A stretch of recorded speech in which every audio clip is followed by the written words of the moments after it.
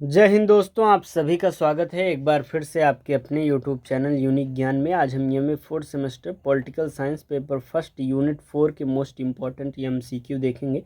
पहला पेपर आपका course title है political thinkers of modern India.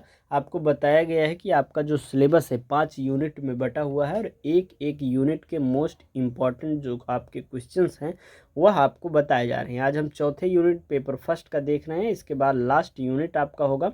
और यह भी आपको बताया गया है कि पूरे सिलेबस का मोस्ट इम्पॉर्टेंट बताए जाने के बाद आपको एक महासंग्राम वीडियो दी जाएगी आपके एग्ज़ाम से पहले, उसको अवश्य देख लेना है। तो चैनल पर बने रहिए अगर आप चैनल पर नए हैं, जिससे आने वाली वीडियोस आपको मिलती रहें और सभी सब्जेक्ट्स की अच्छे से तैयारी कराई जा रही है। कोई भी डाउट रहता है तो आप कमेंट सेक्शन में पूछ सकते हैं।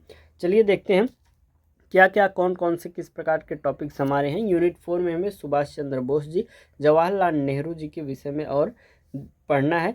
इन लोगों के विषय में हम यहाँ पर क्वेश्चंस देखेंगे। सबसे पहला हमारा प्रश्न यूनिट 4 का 121 नंबर प्रश्न है। 120 प्रश्न हमने 3 यूनिट्स में देख लिए हैं।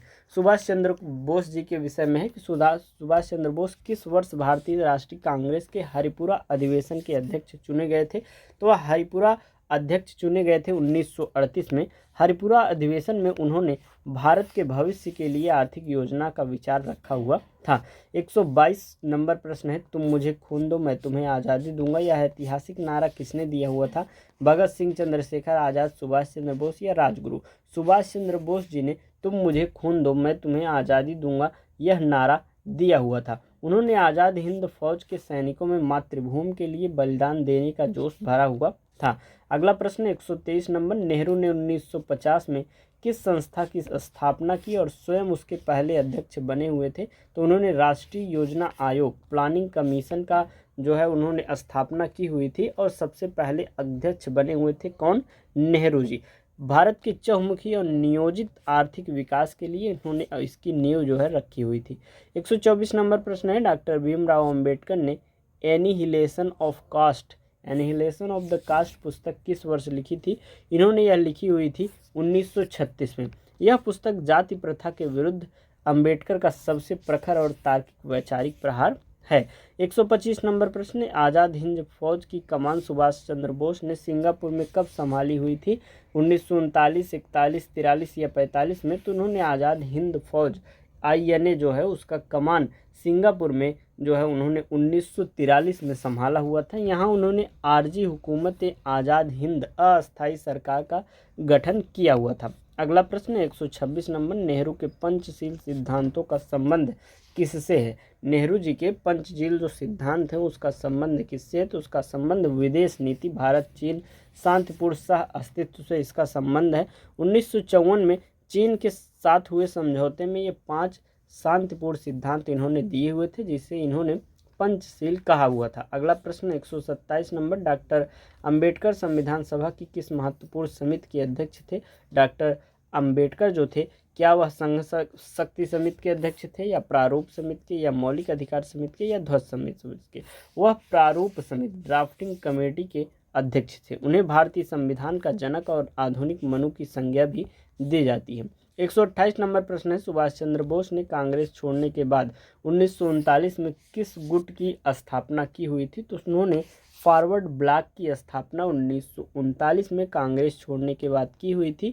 गांधी जी और कांग्रेस के दक्षिणपंथी नेताओं से वैचारिक मतभेद होने के बाद उन्होंने इसे बनाया हुआ था, किसे, फॉरवर्ड ब्लॉक को। ये जो क्वेश्चंस बताए जा रहे हैं आपको टेलीग्राम चैनल पर फ्री ऑफ कॉस्ट भेज दिए जा रहे हैं, तो टेलीग्राम चैनल अवश्य ज्वाइन कीजिएगा।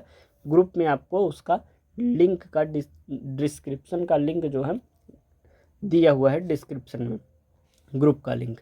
अगला प्रश्न 129 नंबर, भारत की खोज डिस्कवरी ऑफ इंडिया पुस्तक जवाहरलाल नेहरू ने किस जेल में लिखी हुई थी।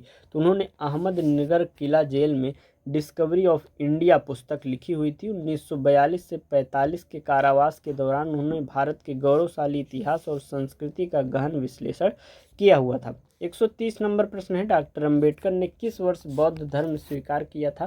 तो उन्होंने 1956 में बौद्ध धर्म स्वीकार किया हुआ था। नागपुर के दीक्षा भूमि में उन्होंने लाखों अनुयायियों के साथ मानवतावादी बौद्ध धर्म अपनाया हुआ था। अगला प्रश्न है, दिल्ली चलो और जय हिंद के नारे किसने लोकप्रिय बनाए हुए थे? सुभाष चंद्र बोस जी ने दिल्ली चलो और जय हिंद के नारे जो है लोकप्रिय बनाए हुए थे। ये नारे भारतीय राष्ट्रवाद और सैन्य अनुशासन के प्रतीक एक प्रकार से बन गए थे। 132 नंबर प्रश्न है, नेहरू की धर्मनिरपेक्षता का मुख्य अर्थ क्या है? धर्म का विरोध करना, राज्य का कोई आर्थिक धर्म न होना और सभी धर्मों के प्रति तटस्थता, केवल हिंदू धर्म का समर्थन, धर्म को पूरी तरह प्रतिबंधित करना। क्या अर्थ था नेहरू जी के द्वारा दिए गए धर्मनिरपेक्षता शब्द का? तो उसका अर्थ था राज्य का कोई आधिकारिक धर्म न होना और सभी धर्मों के प्रति तटस्थता में दिखाना। वे धर्म को व्यक्तिगत मामला मानते थे और राज्य को इससे अलग वह रखना चाहते थे। 133 नंबर प्रश्न है, डॉक्टर अंबेडकर ने बहिष्कृत हितकारिणी सभा की स्थापना कब की हुई थी? 1924 में इन्होंने बहिष्कृत हितकारिणी सभा की स्थापना की हुई थी। इसका उद्देश्य दलितों में शिक्षा का प्रसार करना और उनके अधिकारों के प्रति जागना था। अगला प्रश्न है 134 नंबर, सुभाष चंद्र बोस के राजनीतिक गुरु कौन थे? सुभाष चंद्र बोस के राजनीतिक गुरु जो थे वह थे चित्तरंजन दास। देशबंधु चित्तरंजन दास के क्रांतिकारी और राजनीतिक विचारों का बोस पर एक प्रकार से गहरा प्रभाव पड़ा हुआ था। 135 नंबर प्रश्न है, नेहरू ने लोकतांत्रिक समाजवाद डेमोक्रेटिक सोशलिज्म में किसका समन्वय किया हुआ था? साम्यवाद और राजतंत्र का, राजनीतिक लोकतंत्र और आर्थिक साम्यवाद, समाजवाद का, केवल पूंजीवाद का, तानाशाही और धर्म का। तो उन्होंने समन्वय किया हुआ था राजनीतिक लोकतंत्र और आर्थिक समाजवाद का। वे व्यक्तिगत स्वतंत्रता और सामाजिक समानता दोनों को एक साथ पाना चाहते थे। अगला प्रश्न 136 नंबर प्रश्न है, मूक नायक पत्रिका की शुरुआत डॉक्टर अंबेडकर ने किस वर्ष की हुई थी? मूक नायक जो उनकी पत्रिका उसकी शुरुआत उन्होंने 1920 में की हुई थी। यह दलितों की समस्याओं और उनकी आवाज़ को समाज तक पहुंचाने वाला पत्र पहला था। 137 नंबर है, सुभाष चंद्र बोस ने राष्ट्रीय योजना समिति का अध्यक्ष किसे नियुक्त किया हुआ था?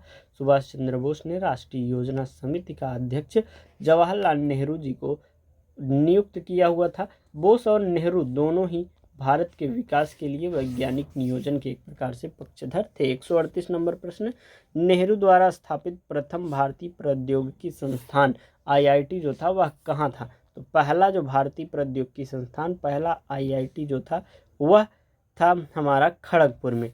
1952 में खड़गपुर में देश के पहले IIT की नींव रखी गई थी।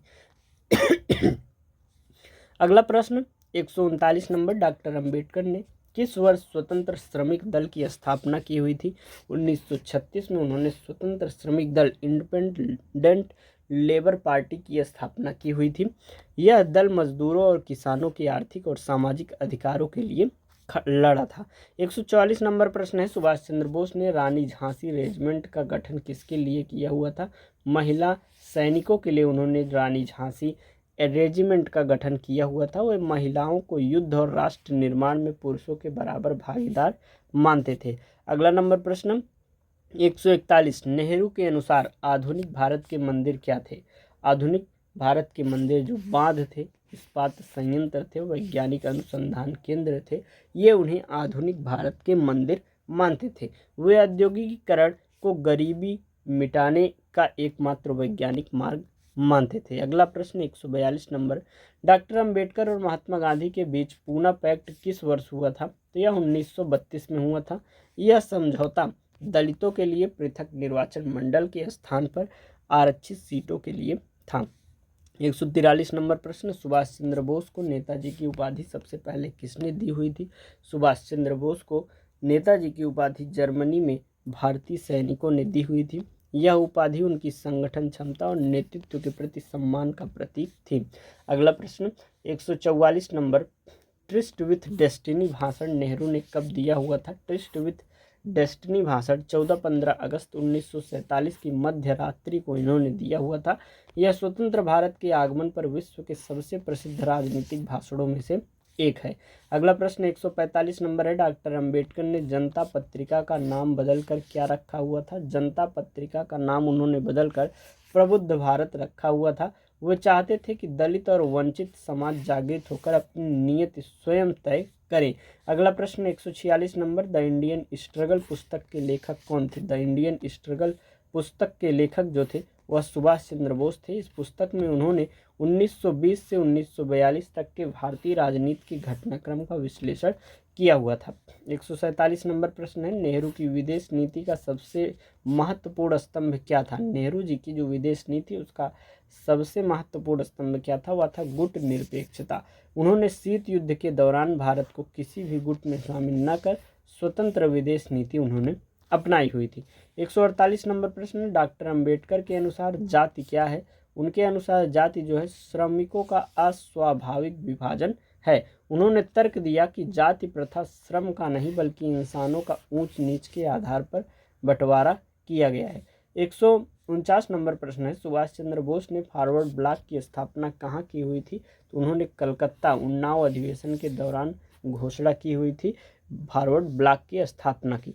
उन्होंने वामपंथी और राष्ट्रवादी विचारधारा के मेल से एक नया मोर्चा यह तैयार किया हुआ था। कौन सा? Forward block. 150 नंबर प्रश्न है, नेहरू ने वैज्ञानिक दृष्टिकोण शब्द को किस पुस्तक में लोकप्रिय बनाया हुआ था? वैज्ञानिक दृष्टिकोण को डिस्कवरी ऑफ इंडिया में उन्होंने लोकप्रिय बनाया हुआ था। वे चाहते थे कि भारतीय जनता तर्कहीन परंपराओं को छोड़कर वैज्ञानिक सोच अपनाएं। 151 नंबर प्रश्न है, डॉक्टर अंबेडकर ने हिंदू कोड बिल के मुद्दे पर किस पद से इस्तीफा दिया हुआ था? उन्होंने हिंदू कोड बिल पर जो मुद्दा आया हुआ था तो उन्होंने कानून मंत्री के पद से इस्तीफा दे दिया था। वे महिलाओं को संपत्ति और विवाह में समान अधिकार दिलाने के पक्षधर थे, जिसका तत्कालीन समाज में विरोध हुआ था। 152 नंबर प्रश्न है, सुभाष चंद्र बोस ने आज़ाद हिंद फौज के शहीदों के लिए कौन सा स्मारक बनाने का संकल्प लिया था? उन्होंने शहीद स्मारक बनाने का संकल्प लिया था। उन्होंने सिंगापुर में इस स्मारक की नींव रखी हुई थी। 153 नंबर प्रश्न, गुट निरपेक्ष आंदोलन के संस्थापकों में नेहरू के साथ और कौन शामिल था? नेहरू के साथ टीटो यूगोस्लाविया और नासिर जो कि मिस्र में है, ये लोग जो है शामिल हुए थे। इन नेताओं ने मिलकर तीसरे विश्व के देशों के लिए एक नया वैश्विक मंच तैयार किया हुआ था। 154 नंबर प्रश्न, डॉक्टर अंबेडकर की प्रसिद्ध पुस्तक हु वर द शूद्रास का मुख्य विषय क्या है? हु वर द शूद्रास का मुख्य विषय शूद्रों की उत्पत्ति का ऐतिहासिक और सामाजिक विश्लेषण है। उन्होंने शोध के माध्यम से यह सिद्ध किया कि शूद्र मूलतः क्षत्रिय थे जो ब्राह्मणों के साथ संघर्ष में पिछड़ गए थे। 155 नंबर प्रश्न है, सुभाष चंद्र बोस को देश नायक की उपाधि किसने दी हुई थी? रविन्द्रनाथ टैगोर ने देश नायक की उपाधि दी हुई थी। टैगोर ने उनके अदम्य साहस और राष्ट्र के प्रति समर्पण को यह सम्मान दिया हुआ था। 156 नंबर प्रश्न है, नेहरू ने किस वर्ष भारत का पहला आम चुनाव सफलतापूर्वक संपन्न कराया हुआ था?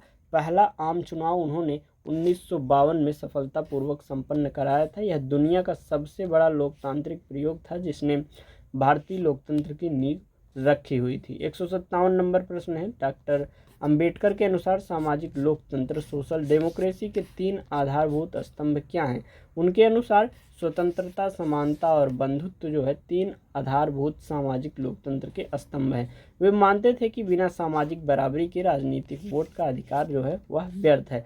158 नंबर प्रश्न है, सुभाष चंद्र बोस द्वारा 1943 में अंडमान और निकोबार द्वीपों को क्या नाम दिया गया था? नया नाम क्या दिया गया था? अंडमान और निकोबार द्वीप को शहीद और स्वराज द्वीप नाम दिया गया था।